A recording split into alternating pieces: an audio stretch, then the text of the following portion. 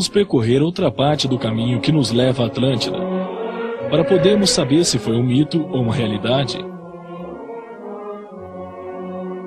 A lenda diz que foi uma civilização que soube viver tanto na Terra como no paraíso.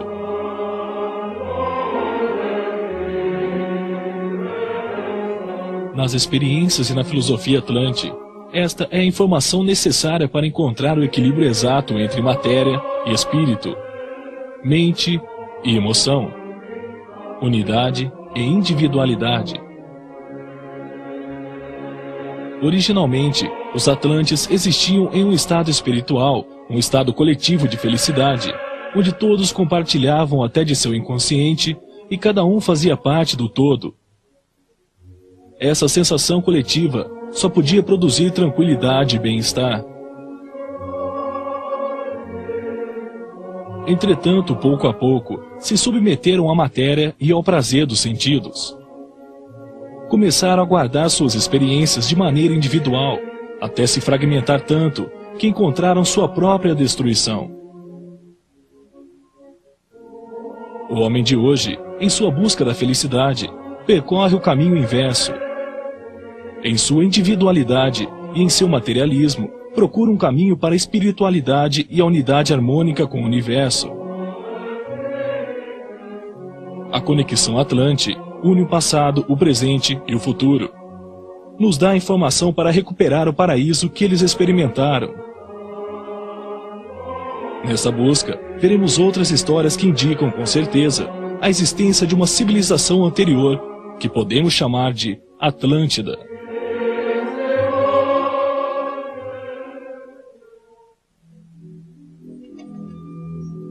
Hoje, graças à tecnologia, o homem vê cada vez mais longe.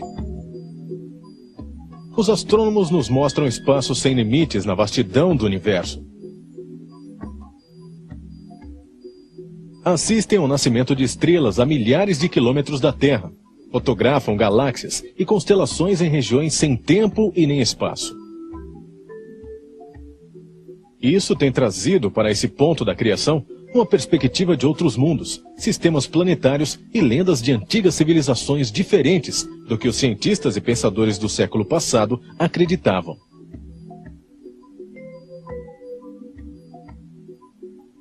Hoje é possível buscar no passado, onde não existem doutrinas concebidas pelo homem, respostas aos tempos que vivemos.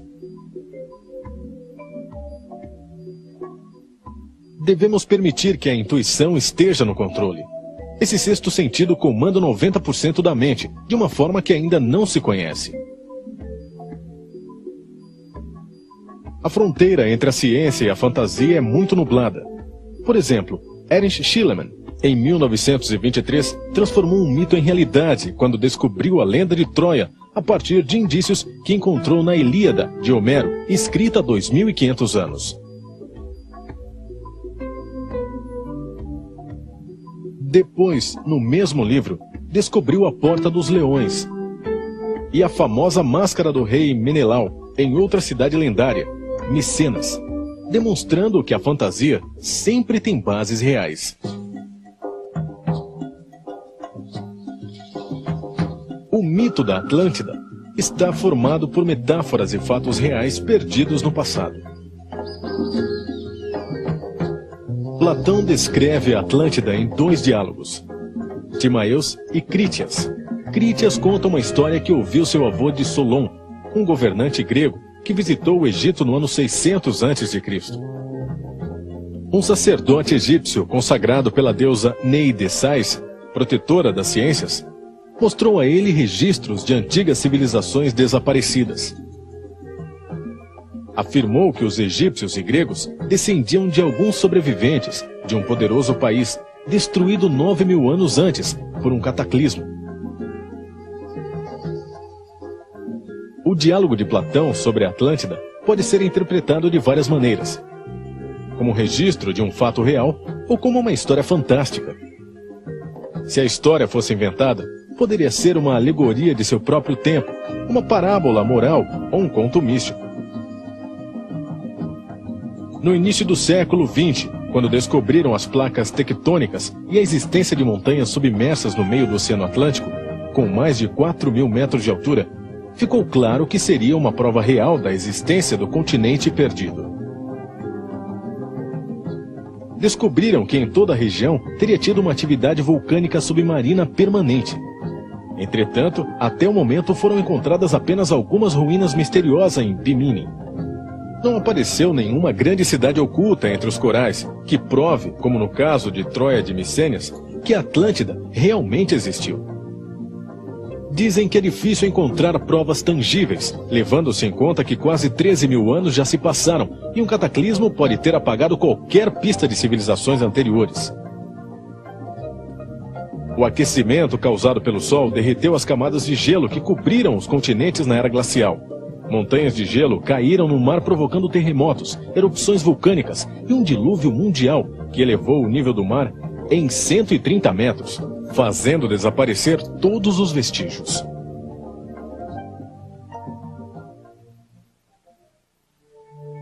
A falta de provas sobre a realidade da Atlântida faz com que muitos afirmem que Platão só escreveu uma história fantástica sobre as realidades políticas de seu tempo. Um retrato idealizado da organização e o funcionamento de uma sociedade perfeita. Recorrer a uma alegoria seria um caminho mais seguro para se pronunciar contra sua sociedade, uma maneira oculta de mostrar suas fraquezas no momento em que seria perigoso criticar. O afundamento no mar representaria a destruição política, moral e filosófica que ele temia, uma advertência sobre o caminho que os atenienses tinham tomado. Outra maneira de entender os escritos de Platão é como uma ficção filosófica ou uma parábola que busca indicar verdades importantes sobre a natureza humana. Como ficção, mostra os benefícios da cooperação entre os homens, as vantagens de seguir as leis estabelecidas e as penalidades que resultam da cobiça e da ambição. Mostra como se pode transitar facilmente da justiça e felicidade para a violência e destruição. Nesse sentido, a história da Atlântida é muito importante para a sociedade atual, principalmente em momentos tão difíceis como os que vivemos, quando o homem deixou de cooperar com os outros homens. Como todo mito, o da Atlântida se tornou mais importante que sua realidade histórica. Além disso, identificaria como a fonte de toda a cultura humana, intensificou o mito. O mito abriga dois grandes motivos universais: o paraíso perdido e o dilúvio universal. O Éden e Noé aparecem na Bíblia com outros nomes em todos os livros sagrados das diferentes religiões e culturas. Os mitos tomam vida quando se acredita neles. Servem para guiar o homem em um mundo que é compreendido com imperfeição. No mito Atlante, a figura central é a humanidade encarnada em um lugar ideal perfeitamente governada e com muitas riquezas. Mas devido à sua ganância e ambição, os atlantes decidiram ignorar as leis divinas. Zeus, o pai dos deuses, decidiu destruir o homem, sacudindo a terra com terremotos, erupções vulcânicas e inundações. A mesma cólera destrutiva Deus sentiu na história bíblica em que Noé foi o único sobrevivente. Uma história muito parecida com a de Adão e Eva, que foram tentados pela cobiça e pela ambição de serem iguais a Deus, rompendo a ordem divina e comendo o fruto da árvore do conhecimento. Isso levou à expulsão do paraíso. Para o homem de hoje, perdido no mundo que hoje vive, a história do paraíso perdido é uma luz no final do túnel. A vida se converte em uma tentativa de recuperá-lo, voltar para o Éden, encontrar o caminho para Shambhala, localizar a Atlântida, o lar, a fonte perdida. A submersão da Atlântida também pode ser vista como um estado psicológico em que o homem, envolvido pelos terremotos da paixão e pelas águas que submergem o inconsciente, perde ou atrasa seu objetivo evolutivo.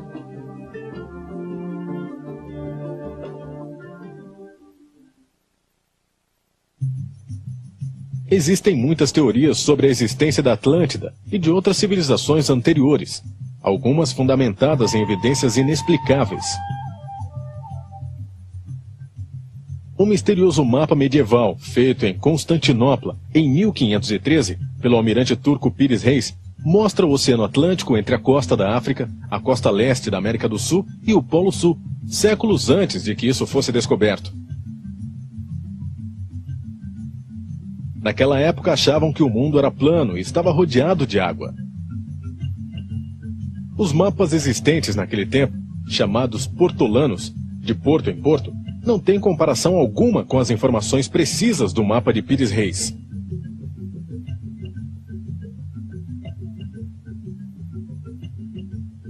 Nem mesmo mapas de 200 anos depois, como o de De Witt, têm uma informação parecida. Pires Reis usou coordenadas de longitude e latitude para dividir o globo. Trata-se de trigonometria esférica, inventada bem depois por Geraldo Mercador. Sua precisão, comparando com cálculos atuais, foi absoluta. Tem vários elementos estranhos nesse mapa. O primeiro é que os contornos dos continentes parecem corresponder exatamente com uma fotografia tirada do alto, focalizando as pirâmides do Egito. O mapa foi analisado pela Força Aérea Norte-Americana, que confirmou sua extraordinária precisão, que tem no centro as pirâmides. O almirante Pires Reis deixou anotações no mapa, onde nega qualquer responsabilidade pelos registros originais e da cartografia. Reconhece que se trata de uma cópia de uma série de 20 mapas muito antigos, hoje desaparecidos. Disse que conseguiu alguns mapas originais com o piloto que acompanhou Cristóvão Colombo em suas 3 viagens, quando este tornou-se prisioneiro durante uma batalha entre os turcos e os espanhóis em 1501. Isso queria dizer que Colombo sabia que ia encontrar as costas da América do Sul.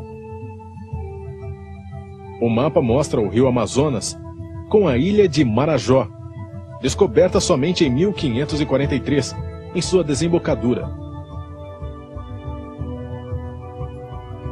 Estão também as Ilhas Malvinas, recém-descobertas em 1592. O mapa de Pires Reis traz informações antigas extraordinariamente precisas, descobertas por seres que tiveram um nível de tecnologia igual ou superior à atual. Outro mapa bastante estranho é o que foi feito por Orontos Finels em 1532, onde aparece a Antártida sem a camada de 2 km de gelo que a cobre atualmente. O que é estranho é que esse continente não foi explorado até 300 anos depois, em 1818. Seus contornos coincidem de maneira assustadora com mapas elaborados em 1977, quando pela primeira vez fizeram estudos sísmicos sobre o Polo Sul para verificar o que havia sob a camada de gelo. A evidência geológica que conhecemos nos diz que a Antártida sem gelo só pode ter existido no período compreendido entre ano 13.000 e 4.000 a.C., quando não existia uma civilização capaz de registrar as costas do Atlântico. Como é possível que um mapa elaborado em 1513 inclua detalhes de um continente que não foi explorado até 1818? E por que está registrado sem gelo, se é uma situação que não pode ter existido há 12.000 anos?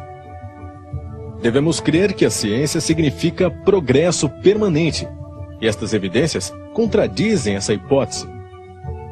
Significaria que a ciência atual é um legado que provém de uma grande civilização desaparecida. Existem 2 maneiras de ler os antigos textos religiosos: a forma esotérica, que trata somente de significados racionais, como em um dicionário dos que conhecemos, e a esotérica, que trata de um sistema de símbolos sobre a visão do universo como um todo. A esotérica usa a energia mental e é uma amostra de um sistema superior de conhecimentos, da forma intuitiva de consciência que antigas civilizações nos deixaram como herança em muitos livros. Hoje em dia, poucos seres usam o cérebro para captar essa informação esotérica. Para a maioria das pessoas, pode ser somente imaginação. Entretanto, é uma forma prática e científica de obter informação. Livros hindus, provavelmente a literatura mais antiga do mundo, contêm essa simbologia esotérica.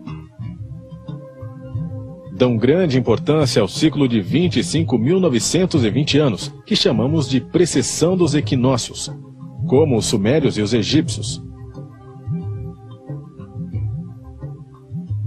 Para eles, esse ciclo determina as catástrofes periódicas que destroem grandes partes da humanidade. Mudanças magnéticas no Sol, que ocasionam mudanças magnéticas na Terra, alterando o eixo de rotação e o clima do planeta. Acredita-se que o dilúvio universal aconteceu em uma das mudanças de ciclo, quando o gelo dos polos caíram no mar, ocasionando um gigantesco tsunami e um cataclismo no globo que destruiu a civilização existente naquele momento.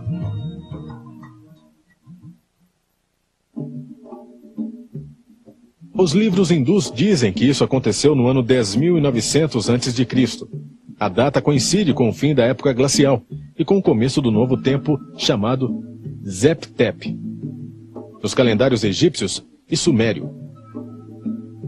Coincide também com dados publicados pela revista Nature, onde se afirma que o último reverso dos polos magnéticos da Terra ocorreu há 12.400 anos.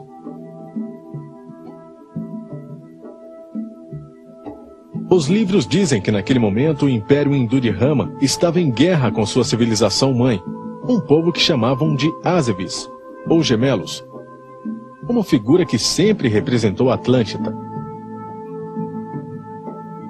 A guerra se deu porque os Atlantes mudaram sua mentalidade original, intuitiva, lunar, controlada pelo lado direito do cérebro, de imagens, sentimentos, emoções e unidade. Por outra, controlada pelo lado esquerdo do cérebro, solar, racional, tecnológica e individual. Isso provocou um enfrentamento com os hindus místicos e intuitivos. Dizem que os Atlantes, ou Azevins, vieram de um dos 7 continentes. O Zevta, ou Zakadipa, uma ilha paradisíaca ao leste, branca e pura, chamada Atala, que desapareceu com um cataclismo e que em sânscrito quer dizer terra submersa. Enquanto estavam em guerra, os dois povos foram destruídos. Atala ficou submersa quando o cataclismo destruiu sua montanha sagrada, chamada Meru, o que provocou um novo ciclo que dizem que terminará no ano de 2012.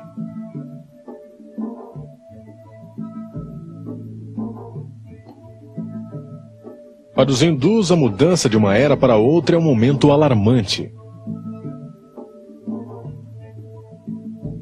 O Samsat-Takabada conta que os dois povos usavam naves voadoras com as quais podiam viajar para qualquer lugar da Terra.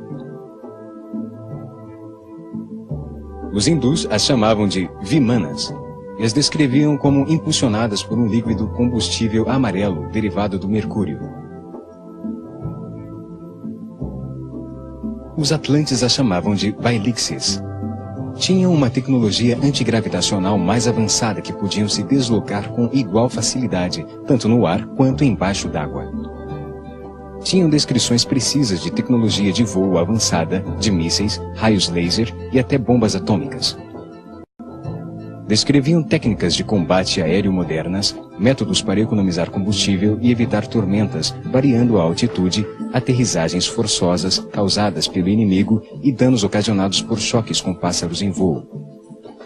Fala também de naves que voavam através do firmamento acima dos ventos, que disparavam armas que lançavam raios de luz que desintegravam tudo o que iluminavam.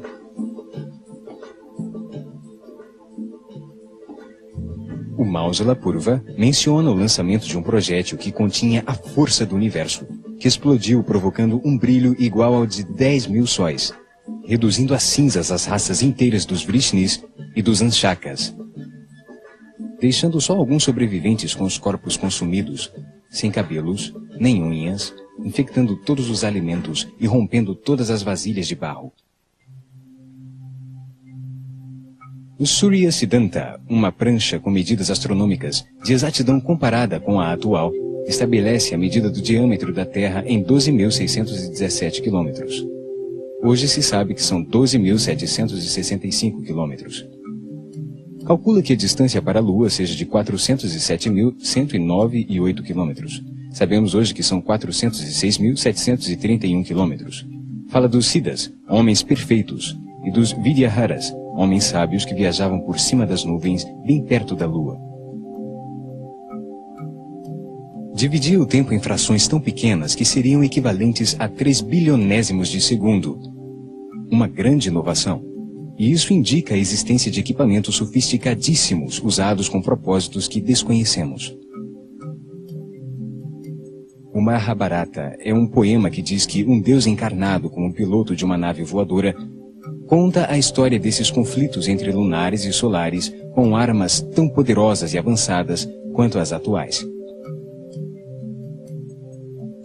Descreve como Salva, montado em um veículo voador tão grande quanto uma cidade, enfrentando Krishna e os lança-mísseis, lanças e lançadores de fogo, iluminando o céu com centenas de sóis, e assim não sabia se era dia ou noite.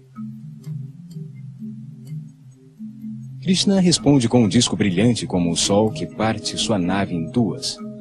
A cidade cai do céu e Salva morre. Assim termina a narração de Mahabharata. Os efeitos de uma arma chamada Agnaya, usada por Adwatan contra os Pandava, ou o projétil que contém toda a força do universo, disparado por Gurkha, de sua vinama voadora, com a qual destruiu as 3 cidades dos Vrishnis e dos Andakas, são similares aos de uma bomba atômica.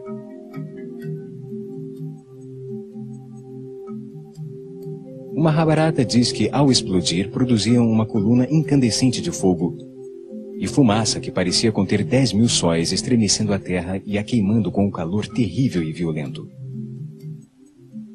Ventos ferozes sopraram e as nuvens fugiram para o alto, disparando poeiras e pedras em todas as direções, escurecendo todos os lugares. Os corpos ficaram tão queimados que não foram reconhecidos. Os guerreiros que conseguiram escapar se jogaram na água para se lavar, mas o cabelo e as unhas caíram e toda a comida ficou envenenada. Todas as narrações tão precisas sobre técnicas de voos, mísseis e explosões com características atômicas são normais e compreensíveis para um ser da nossa época. Mas como fizeram para descrevê-las há 5 ou 6 mil anos? A única explicação possível é que estivessem descrevendo o que realmente aconteceu e que as marcas tinham desaparecido com o cataclismo universal. Essas narrações de livros antigos hindus não são as únicas que falam de guerras atômicas e tecnologias avançadas. Em escavações arqueológicas nas ruínas da cidade hindu de Mohenjo-Daro, que significa Montanha dos Mortos, encontraram esqueletos radioativos e paredes de tijolos vitrificados e fundidos devido ao imenso calor, resultado de uma explosão misteriosa de proporções atômicas.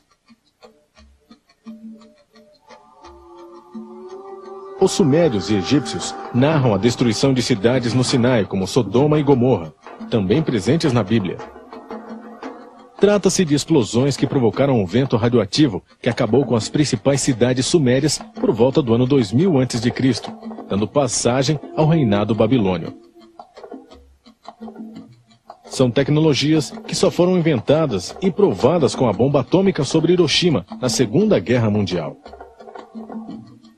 De onde saíram esses conhecimentos? Como usaram baterias elétricas na antiguidade? Nas escavações de um lugarejo perto de Bagdá, Iraque, o arqueólogo alemão Wilhelm König acabou deduzindo que eram baterias elétricas construídas há 6.000 anos.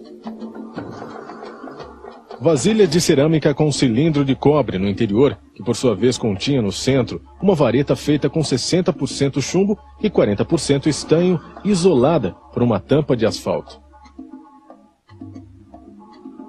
O laboratório da General Electric estudou a bateria e notou que ao enchê-la com ácidos orgânicos, como o suco de uva, funcionava perfeitamente bem, produzindo uma corrente elétrica de 2 volts. Colocando várias em série, podia produzir a voltagem que desejasse. Talvez essa tenha sido a tecnologia usada para iluminar os templos antigos.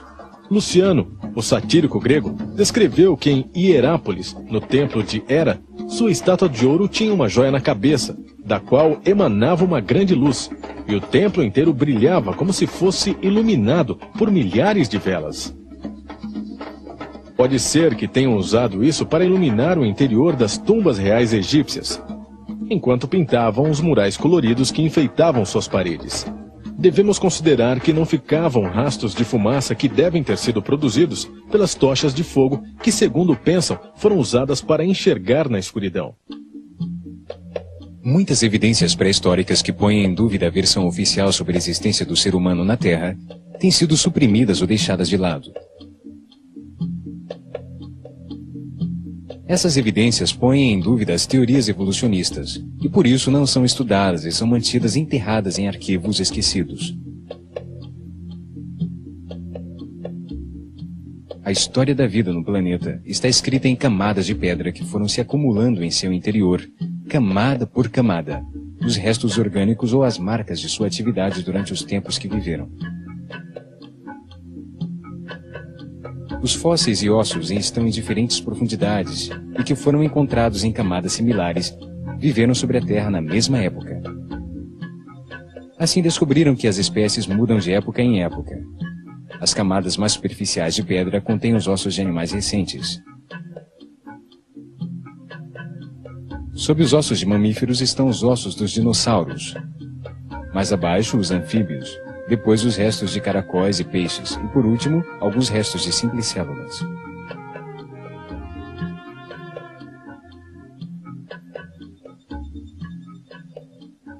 A existência de primatas parecidos com o homem, semelhantes em sua organização anatômica, esqueleto, sistema muscular e seus restos encontrados nas diferentes camadas geológicas, levou Charles Darwin, em 1859, a desenvolver a teoria da evolução das espécies.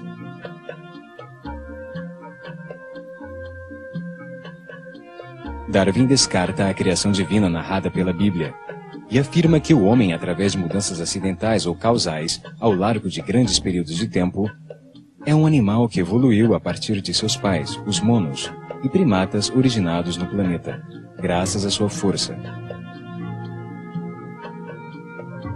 Entretanto, hoje, 150 anos depois, ainda não encontraram provas conclusivas que possam comprovar essa teoria. E ainda procuramos o elo perdido entre o homem e o macaco. O famoso antropólogo Richard Leakey confirma que todos os restos descobertos dos antepassados do homem cabem em um quarto e sobra espaço. Existe apenas alguns ossos dos milhões de seres da pré-história para sustentar a teoria da evolução. Os restos dos antepassados do homem, encontrados na África, indicariam que evoluiu lentamente, um processo que levou 6 milhões de anos, até produzir há 1,5 milhão de anos, o Homo erectus.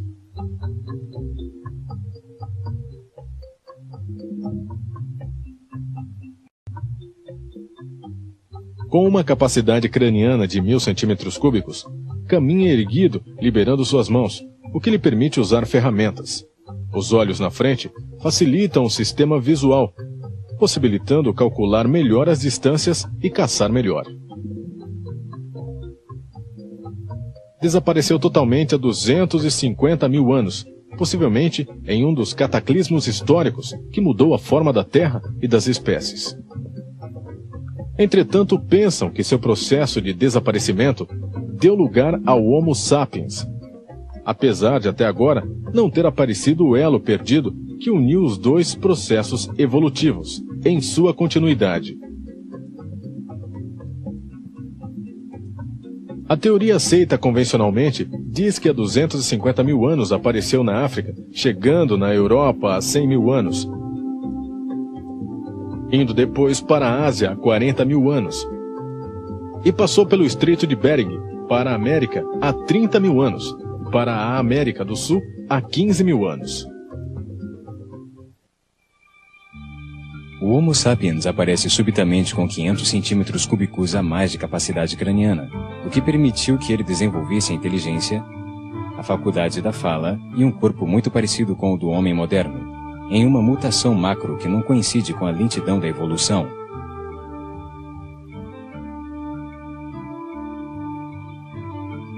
Realizar essa evolução, o despertar da consciência, deveria ter levado pelo menos outros 15 milhões de anos.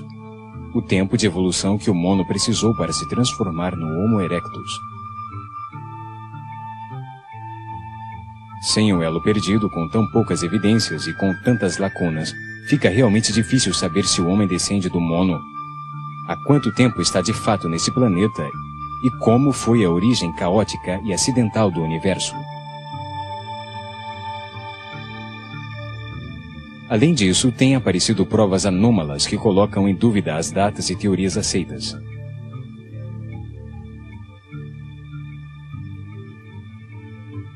Em Ottosodal, Western Transvaal, África do Sul, encontraram centenas de bolas metálicas fabricadas com um metal azulado incrivelmente resistente, algumas com 3 fendas paralelas que nem sequer riscam ao tentar perfurá-las com brocas de aço.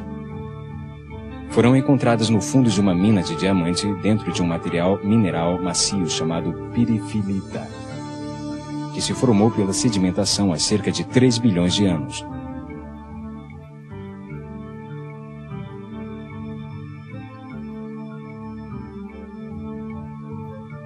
Em Antelope Spring, Utah, encontraram marcas fossilizadas de pegadas com calçados sobre um bloco da era cambriana, de mais de 500 milhões de anos.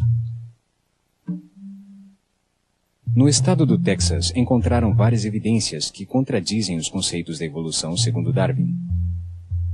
Em Glen Rose, apareceram dezenas de sinais fossilizados de pegadas humanas junto com pegadas de dinossauros, o que indicaria que o homem caminhou simultaneamente com eles há mais de 60 milhões de anos, época em que se acredita que se extinguiram devido ao meteorito gigante que caiu na península de Yucatán.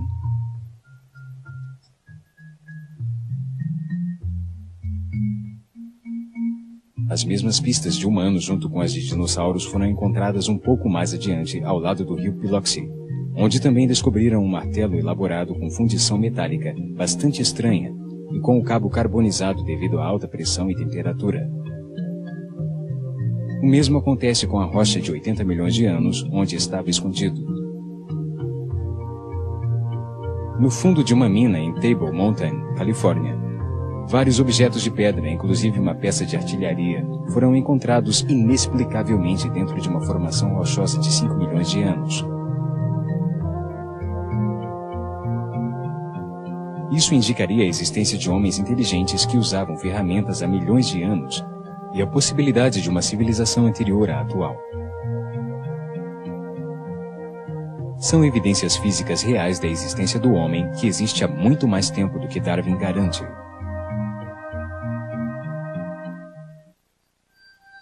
Existe uma arte inexplicável, misteriosa, deixada para trás em cavernas, cerâmicas, esculturas e baixos relevos, que nos mostram indícios de civilizações avançadas anteriores ao dilúvio, que tinham conhecimentos e tecnologias misteriosas.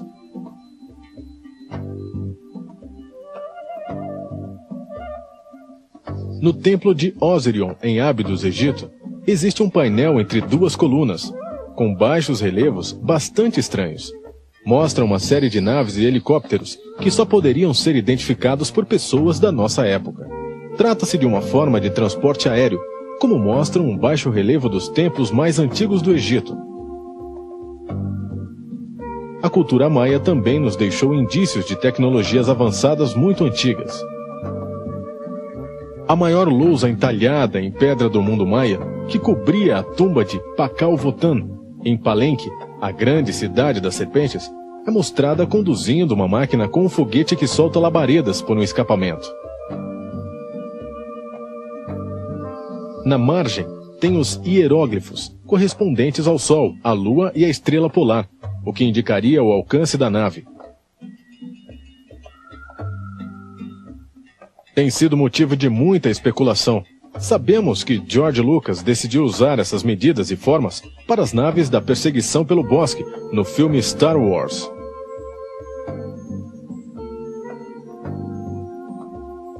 Frei Ramon Ordóñez declarou em 1773 que leu um livro escrito em quiché por Votan, que foi queimado pelo bispo de Chiapas. Disse que o livro teria sido de um cidadão de Valum-Chivin, um lugar desaparecido no centro do Oceano Atlântico. Bem perto, em Costa Rica, sobre o delta do rio Diques, encontraram mais de 1000 esferas em pedras vulcânicas de diferentes tamanhos, perfeitamente polidas.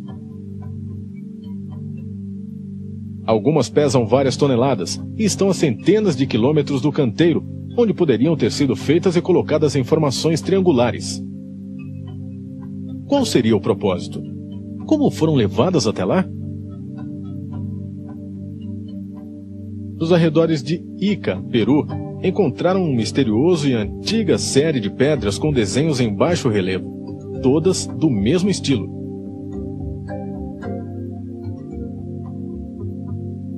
Pela pátina de sua superfície, sabem que foram entalhadas há 12 ou 13 mil anos. Entretanto, mostram conhecimentos e procedimentos avançadíssimos, mesmo para a época atual. Astrônomos que chegam com sucessos na longínquas estrelas, viajantes do espaço, continentes da Terra em exposições diferentes das atuais e desenhos de animais já desaparecidos.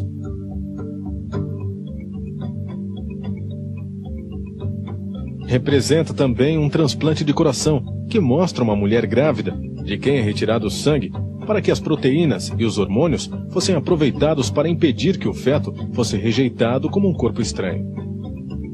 A paciente recebe uma transfusão de sangue da mulher grávida e recebe um novo coração em seu peito.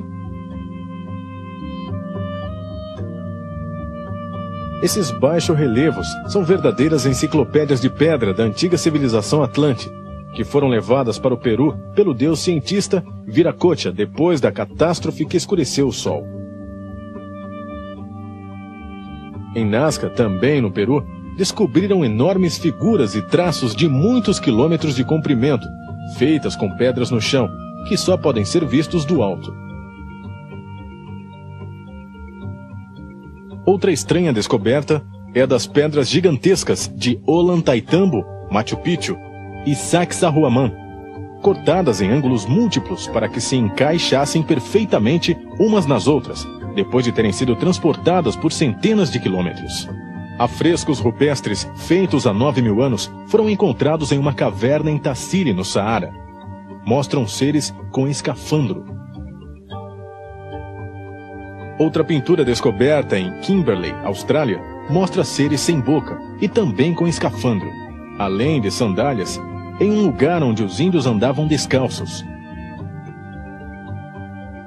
É evidente que o homem não conhece seu próprio passado e prefere acreditar nas teorias que não exijam mentes abertas a outras possibilidades. As provas que temos visto indicam a presença de civilizações anteriores com tecnologias diferentes das nossas.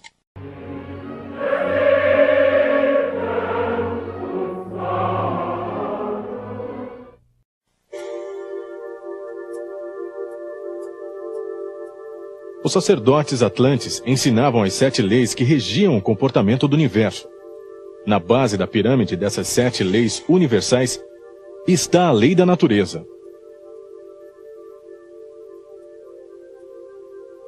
Age sobre os corpos físicos de todos os seres vivos, na densidade da matéria, onde se encontram as mais baixas vibrações do universo.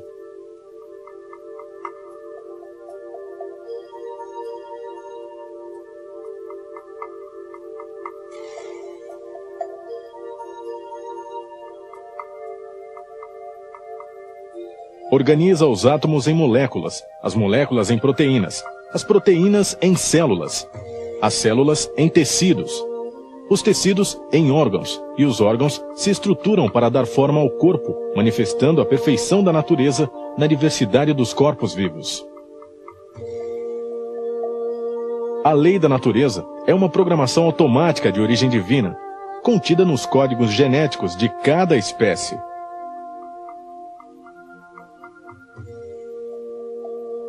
Organiza os diferentes corpos, determina por quanto tempo serão úteis, suas funções e os mecanismos para sua reprodução, mantendo e protegendo.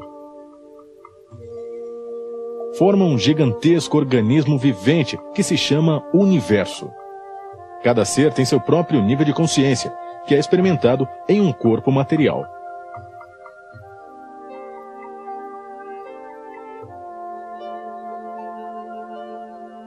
Os corpos contêm a consciência que experimenta a vida, e assim compreende a razão do universo, em um processo de evolução que leva à perfeição e à sabedoria, depois de muitas encarnações.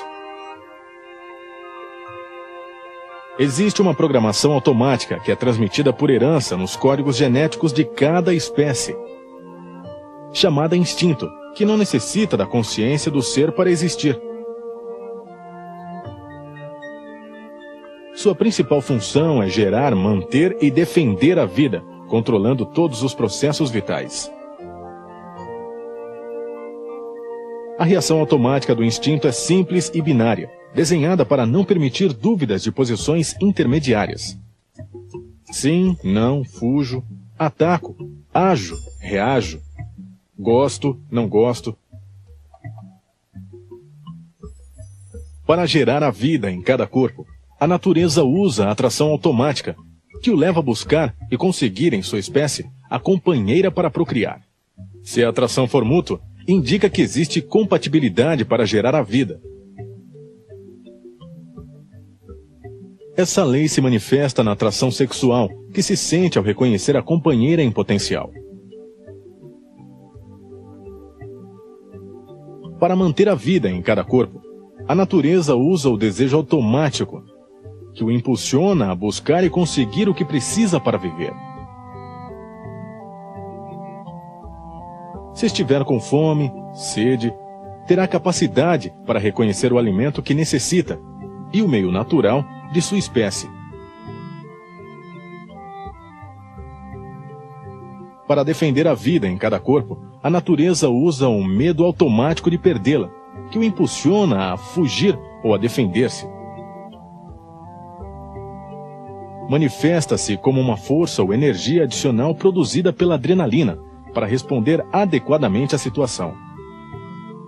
Em cada corpo organizado pela lei da natureza, existe uma consciência que evolui em um processo de aprendizagem sucessiva que se chama vida.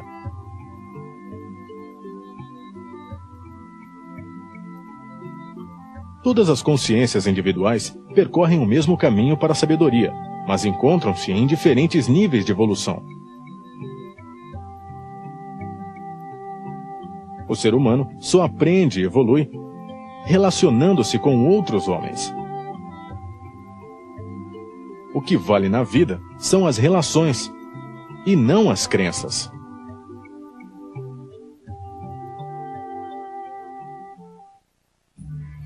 Com a lei da natureza, o Criador desenha a diversidade do universo para que a consciência evolua. Diferentes raças, em diferentes lugares e climas, expostas a diferentes situações e culturas, permitem um contraste da diversidade. Homens diferentes, com níveis de consciência diferentes, se comportam de diferentes maneiras, permitindo as relações de aprendizagem. Somente através dessas relações com os outros, a consciência evolui. Aí se manifestam as diferentes personalidades que desenvolvem a arte, a ciência e a indústria, ou estimulam a revolução e ao caos social.